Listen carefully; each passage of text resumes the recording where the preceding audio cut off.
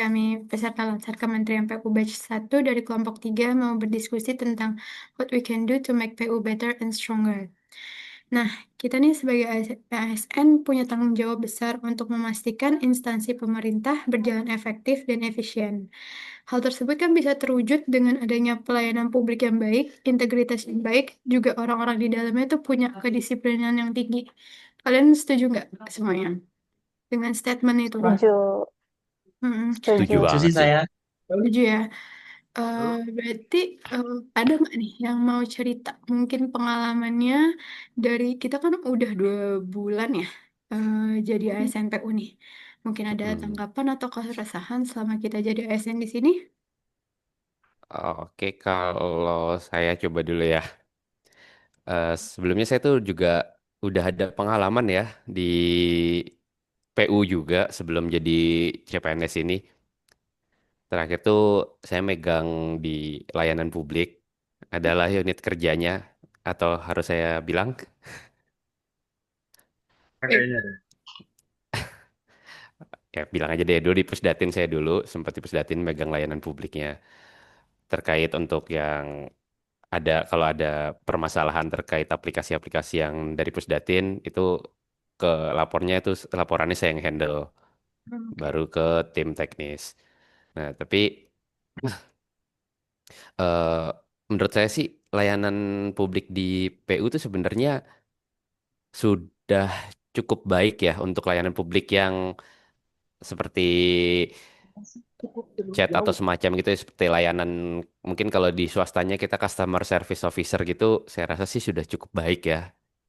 Namun nih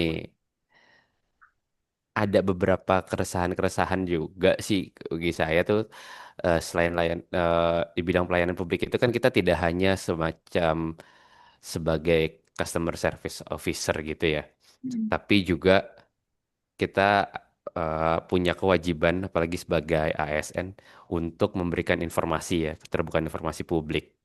Mungkin di sini kan Mbak Damayanti juga pasti paham lah ya dari Biro Kompu.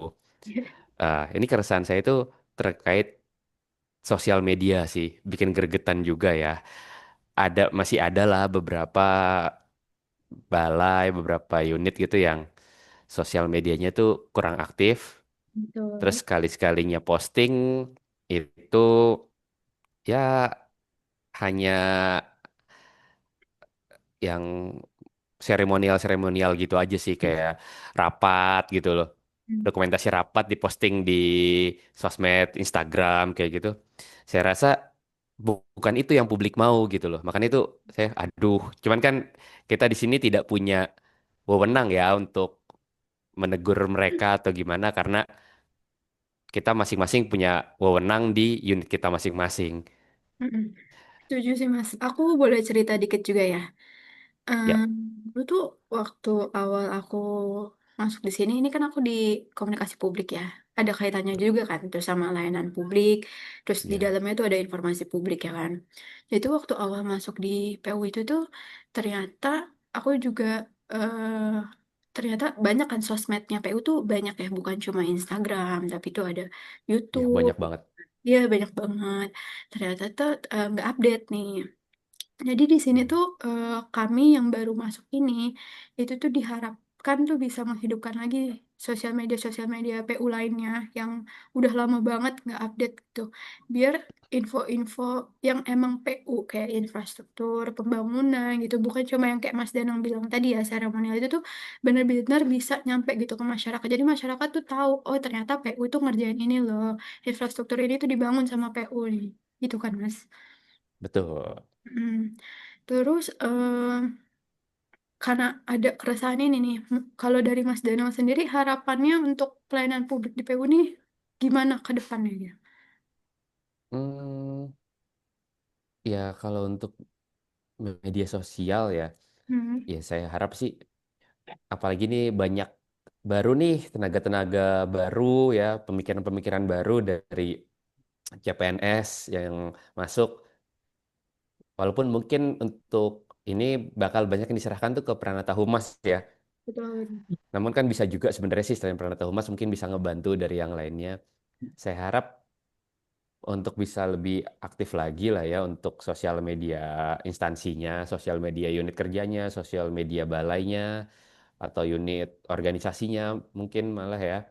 Mm-mm. Tapi ya aktifnya itu nggak cuman asal sekedar posting-posting yang bisa dibilang hanya seremonial gitu ya. Ya, Terus betul. ada berita-berita dan informasi yang emang untuk publik, misalnya kayak eh, Bina Marga itu Mm. posting tentang jalan, pembangunan jalan, ini apa, terus pengetahuan-pengetahuan umum tentang peralatan-peralatan yang digunakan atau jenis-jenis aspal, terus CK tentang sanitasi, tentang air minum, ada peralatan apa, teknologi-teknologinya apa aja. Terus juga mungkin dari Itjen juga bisa tentang peraturan-peraturan telah diterapkan terus apa, kayak gitu kan juga bisa. PHKLN ada hubungan nih tentang dengan kerjasama luar negeri, Betul. informasi kayak gitu. Pusbangkom kayak gitu kan juga ada, misalnya ada pelatihan apa diinfokan lewat sosial media. Publik di sini kan sebenarnya tidak hanya masyarakat umum ya, tapi kita juga punya publik di Kementerian PU gitu kan. Mungkin Pusbangkom ini ranahnya oke, publiknya adalah pegawai PU nih untuk informasi-informasi ada pelatihan kayak gitu kan. Kalau mungkin kalau di saya air minum bisa lebih ke masyarakat luas juga, bisa lebih ke masyarakat umum. Tapi Mm. Tanya boleh nggak Mas? ya boleh boleh. Boleh. Itu gimana sih Mas? Bakal terbendung dengan aturan nggak sih? Soalnya aku juga sempat dengar katanya itu sekarang nggak boleh asal balai ngeposting di Instagram, harus lewat pusat. Enggak, mas sebenarnya Itu sih sebenarnya yang kalau benar bagaimana sih? boleh mas, Oh boleh, gitu. boleh. Sampai detik ini pun Betam ini saya kemarin itu agak lama itu rapat editorial plan tadi pun juga editorial plan Oh, dengan UNOR. Jadi ada istilahnya kayak setiap UNOR itu punya kolaborasi dengan unit-unit di bawahnya. iya. Ada temanya apa? Misalnya tadi tema tentang air minum dilempar kolaborasinya dengan balai saya gitu kan Betam Ya kayak ini gitu. nih informasi penting nih. Nah, Soalnya jadi di pusat 4 sebenarnya boleh itu Mas nggak tahu kalau semisal boleh. Jadi selama ini hmm, kalau ngeposting pasti lewat lewat BPSDM. BPSDM. Iya, Mm-mm. dikirim dulu nanti yang posting BPSDM. Oh, ternyata Oh, boleh ya Mas? boleh kok. Saya Oh, lupa waktu itu pernah boleh. ada sempat ada yang share juga. Tapi ada emang ada beberapa rules yang wajib diikuti gitu ya. Saya lihat Hmm. sih. Nah, kalau kebetulan kan saya ini tinggal hanya melanjutkan yang sudah mengelola sebelumnya dan emang sudah sesuai dengan rules itu. Jadi ya udah enak sih. Tinggal ini mungkin kalau mau mulai baru ya cari tahu dulu juga rulesnya ya. Dari kalau nggak salah sih itu rulesnya itu dari Biro Kompu ya yang buat itu. Oh, iya, iya, Heeh. iya. Dan yang udah pasti sih sekarang tuh kayaknya PU tuh udah nggak boleh sih yang terkait cuman seremonial-seremonial gitu. Mungkin boleh hanya sesekali kayak gitu. Atau bisa sih kalau misalnya udah buntu nih nggak punya informasi apa bikin kuis. Boleh kok kayak gitu juga nggak masalah. Tapi kuis-kuisnya masih terkait itu ya gitu loh. Masih terkait dengan bidangnya gitu. Oh. Nah, sebenarnya Mungkin intinya aku izin. boleh boleh. By the way. Oke, Mbak. Aku juga izin nih, Mas Danang. Sebelumnya kan juga pernah kerja di pemerintahan ya. Jadi di media sosialnya itu kadang posting seperti eh, ini ya, selamat ulang tahun untuk pejabatnya gitu kan. Nah, aku agak ini ya sebenarnya. Soalnya kan media sosial itu supaya masyarakat tahu nih kinerja dari balai tersebut gimana gitu kan ya. Kalau Betul. menurut aku sih yang kayak postingan pribadi seperti itu kurang ini ya. Kalau dari Betul. pribadinya gitu, iya. Malah kami Karena juga pernah bahas, ya, heeh, kami pernah bahas juga kenapa nggak postingan itu tentang progres pekerjaan. Sekarang lagi kerja apa, progresnya udah berapa persen gitu kan ya. Kok malah isinya seperti kayak apa sih, kayak ulang tahun pejabatnya atau apa gitu kan ya, yang kurang bermanfaat untuk masyarakatnya sendiri gitu. ya sebenarnya kalau mau kan ya postingan ulang tahun hanya untuk oke misalnya kayak PU nih. Yang kalau untuk PU, Kompu gitu, bahwa itu selamat ulang tahun Pak Menteri, itu masih oke lah. Ya, Oke. karena Tapi jangan konteksnya selamat ulang masih. tahun Pak Kabiro. Saya rasa itu agak kurang gitu ya kalau Iya. untuk sosial media pemerintah. Bahkan kalau itu ada beberapa, kalau saya pelajari ada beberapa di konten creator gitu yang membahas bahwa ya emang bener sosial media instansi itu ya untuk instansi, untuk menaikkan nama instansi, bukan menaikkan nama per orang gitu loh. Ya, Setuju, setuju, Jadi ya setuju. sebenarnya Iya. intinya isinya harus lebih edukasi kali ya ke masyarakat terkait instansi. betul. Iya, edukasi, memberikan informasi sebagai keterbukaan publik, Mhm. informasi. Ya. Tadi juga di Mas Danang juga sempat bilang terkait waktu pelayanan ya. Nah, di sini kan berarti kan waktu pelayanan itu ada jamnya ya, jam kerjanya. Itu bakal terkait dengan disiplin nggak sih? Kayak kita harus disiplin di waktu jam Oh iya, pelayanan. ya, ya itu pernah sempat ada itu juga ya, ada dulu tuh ada mispersepsi dengan alur jam pelayanan ya. Semoga Mhm. sih udah nggak ada lagi dengan hal tersebut gitu ya. Mungkin Mbak Mhm. izin aku ya. Mungkin terkait disiplin ya. Mungkin aku bisa ngambil beberapa contoh kedisiplinan dari ASN sendiri nih yang ada di sekitar kita selama kita udah masuk 2 bulan ini gitu kan ya. Mhm. Mungkin salah satu hal yang aku sorotin itu absensi. Kalau di peraturan Apa kita kan tuh? sebenarnya ya kalau di peraturan kita kan jam masuknya 7.30 sampai dengan jam 16 gitu. Istirahatnya dari jam 12 sampai dengan jam 13. Ya. Mungkin di sekitar kita mungkin banyak yang kita lihat nggak sesuai jam. Walaupun sebenarnya di peraturan ada apalah ya peringanan 60 menit dari jam 7.30 tadi. Oh. Mungkin ada teman-teman yang lain yang ada di sekitarnya mengenai disiplin jam masuk kerja mungkin ada pengalamannya. Ya Mbak, tempat saya Mbak. Malah ketua tim Dengerin saya langsung. ya kadang ada juga yang kita kan absensinya pakai aplikasi ya, Ya. presensi gitu, pakai aplikasi Bravo. Nah, saya juga ketemu nih beberapa mungkin teman-teman ASN juga yang absensinya nggak di kantor, malah lagi di jalan, mungkin lagi di halte atau mungkin masih di kosan di rumah gitu. Ya, Nah, betul. ini mungkin jadi salah satu yang harus kita soroti gitu. Karena kita sebagai ASN kan harus disiplin juga, ada integritas kita juga di dalam situ gitu. Nah, Kita ada berarti pengalaman lain. kalau misalnya dari Mbak Dwi nih ya, terkait disiplin ini, berarti tuh ada nggak ya kayak pencegahan biar kayak orang tuh nggak absen misalnya di luar terlalu jauh dari kantor, atau apa sih harapannya Mbak Dwi nih terkait kedisiplinan orang-orang ini gitu? Sebenarnya kita, ya Mbak, sebenarnya kalau kita lihat dari peraturan ya untuk absensi itu, eh, sebenarnya kan yang nge-handle atau yang ngerekap absensi kan dari KTU-nya ya, Hmm. yang tata usahanya. Sebenarnya dari tata usaha juga bisa lihat nih rekapan data-data dari orang yang ada di bidang dia gitu kan. Sebenarnya di sana juga bisa. Sebenarnya lebih ke peran pimpinan untuk mendisiplinkan si pegawai ASN ini. Nah, salah satunya mungkin itu ya, lebih dikuatkan lagi untuk pengawasannya dari bagian tata usaha. Kemudian, nah saya mungkin sedikit cerita juga ya, mungkin ada kelemahannya nih dari aplikasi presensi kita gitu. Saya pernah dengar juga eh, ada yang menitipkan handphonenya ke orang yang ada di kantor, Oh, sedangkan orang tersebut nggak ada gitu kan ya. Nah, Bisa ini begitu mungkin ya, Mbak ya? jadi bisa bisa Mas. Ya, Fotonya pakai ini ini bukan inspirasi ya, Iya, hanya mencoba.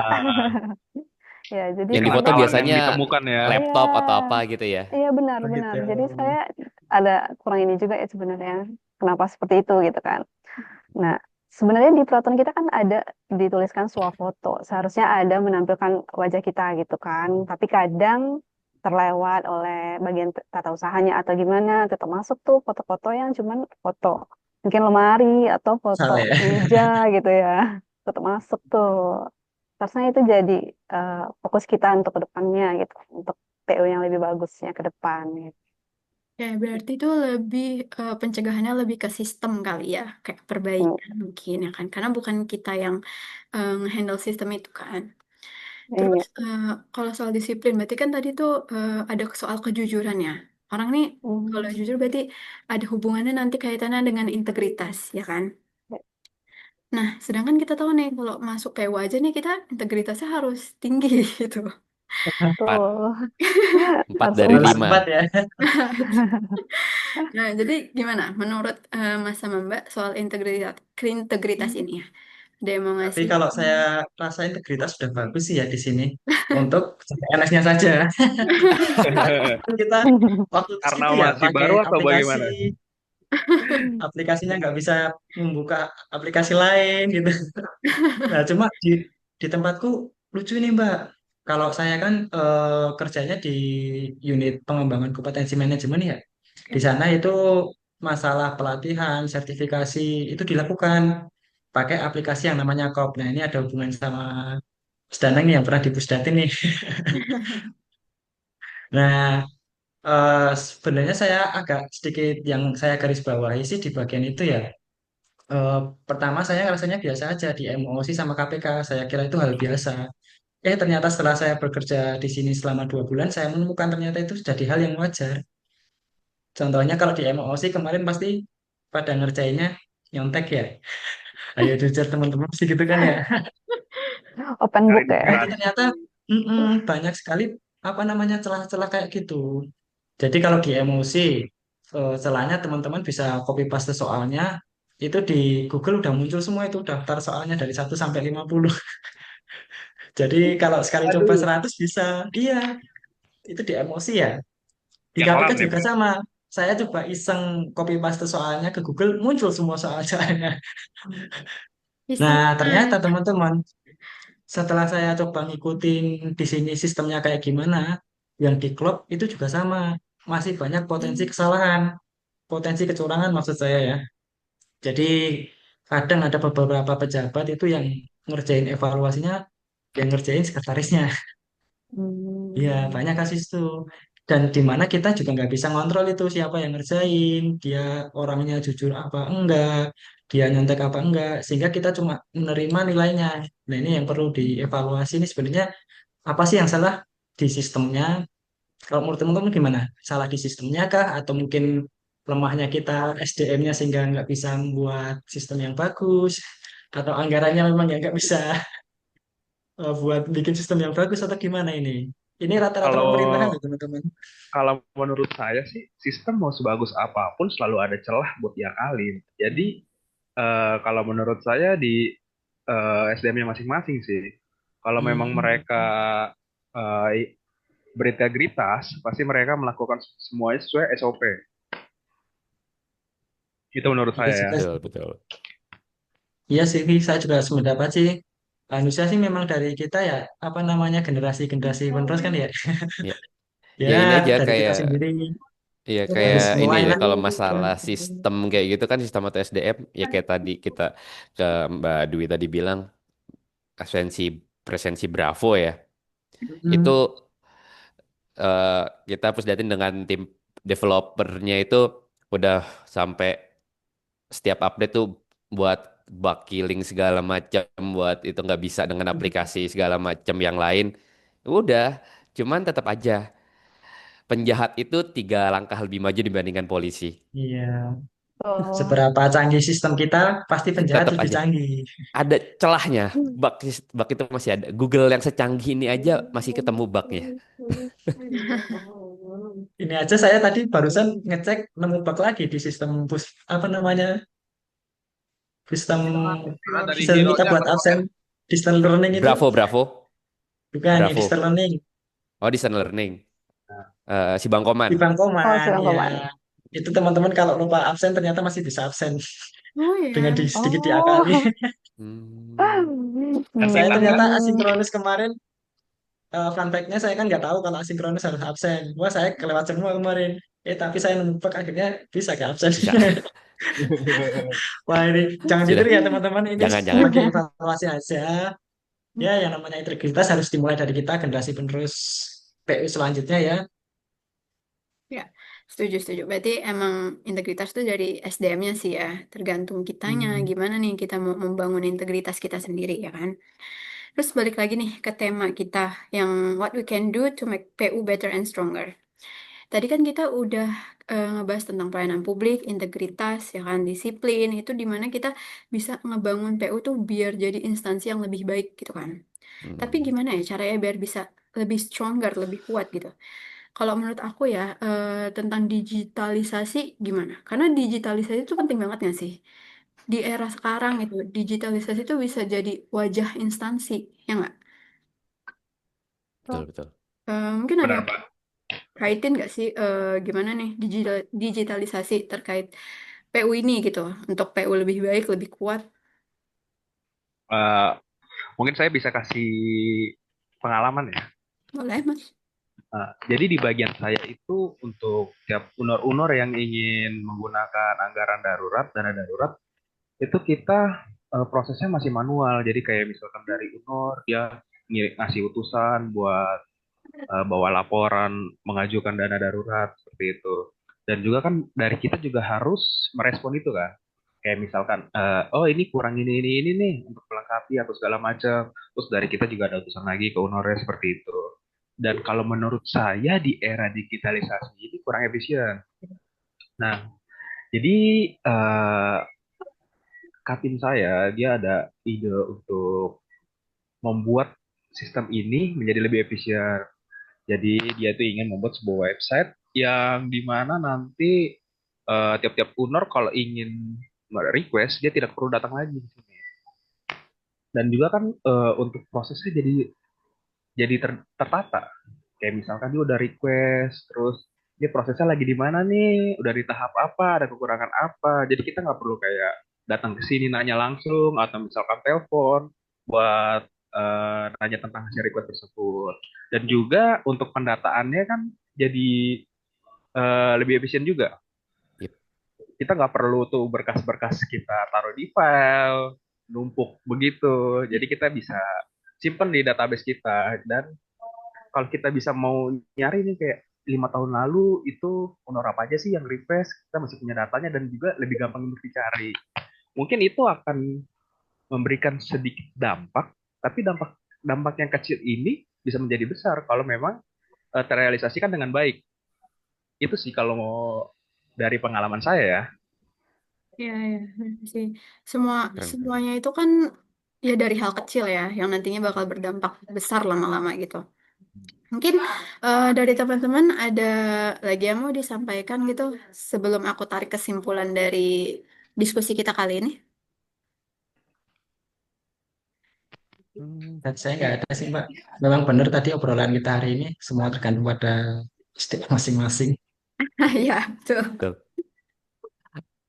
Tapi yang Hmm, digitalisasi itu juga menarik sih. Masa instansi kementerian kalah sama usaha ekspedisi ya, nggak mm-mm. bisa di tracking. Yang Ya trackingnya benar. dari mana aja Betul, kelihatan. Betul, betul. betul sekali. Oke. Ya, aku coba tarik kesimpulan ya dari diskusi kita kali ini. Kita nih sebagai ASN Kementerian PU harus bisa menjaga nama baik instansi dan memastikan instansi kita berjalan dengan efektif dan efisien. Semua itu tuh sebenarnya bisa terwujud dari hal kecil kayak tadi kedisiplinan kita terhadap absen gitu kan.